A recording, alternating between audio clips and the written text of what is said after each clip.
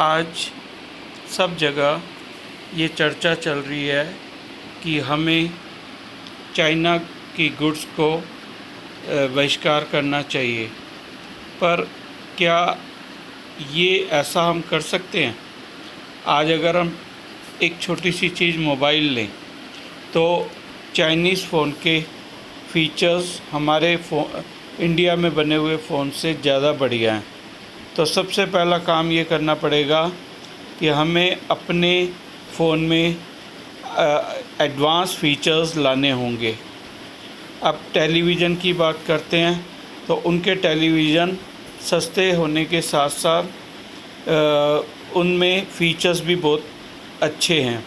तो इसलिए ज़रूरी है कि हम अपनी कंपनियों में जो टेलीविज़न बन रहे हैं वो हाई क्वालिटी बने। मैं आपसे एक बात शेयर करना चाहता हूँ कि 1958 में देहरादून में कॉमेट नाम की एक फैक्ट्री बनी और AC जैन इसके मालिक थे। तो उन्होंने उसमें बल्ब बनाने शुरू किए। अब ये फैक्ट्री इतनी बड़ी बन गई कि ये 72 के बाद एशिया की 2 नंबर की फैक्ट्री थी बल्ब के मामले में।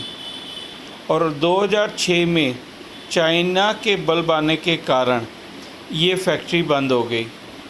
अब आप सोचिए कि ये क्यों बंद हुई?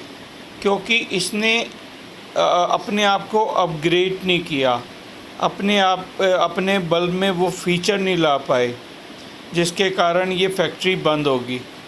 तो अब ज़रूरी ये है कि हम दोबारा से इंडिया में बल्ब फैक्ट्री या इस टाइप की सारी फैक्ट्रीज़ खोलें जिसमें कि हाई क्वालिटी हो, एडवांस फीचर्स हों और सेफ्टी मेजर्स अपनाएं। कंप्यूटर के मामले में हमें आगे बढ़ना होगा, जबकि कंप्यूटर में हमारे पास एक से एक इंजीनियर हैं। इसलिए ज़रूरी है कि हम इस चीज़ को ध्यान में रखते हुए और ज़्यादा अच्छी क्वालिटी की चीज़ें बनाएं, तभी हम चाइना को टक्कर दे पाएंगे। अब कल की डेट में क्या होगा, कोई फ़ोन लेने जाएगा, जब फीचर्स को कंपेयर करने लगेगा फिर उसका दिमाग चाइना की तरफ अटक जाएगा। तो इसलिए ज़रूरी है कि हम भारतीय फ़ोन, भारतीय इलेक्ट्रॉनिक गुड्स और भारतीय बल्ब या भारतीय स्कूटर, इन सब में वो फीचर लाएं और साथ ही साथ लार्ज स्केल पर प्रोडक्शन करें, क्योंकि लार्ज स्केल से कॉस्ट कम आएगी और कॉस्ट कम आने से हमारी जो प्राइसिंग है वो हम लिमिटेड कर पाएंगे। Thank you.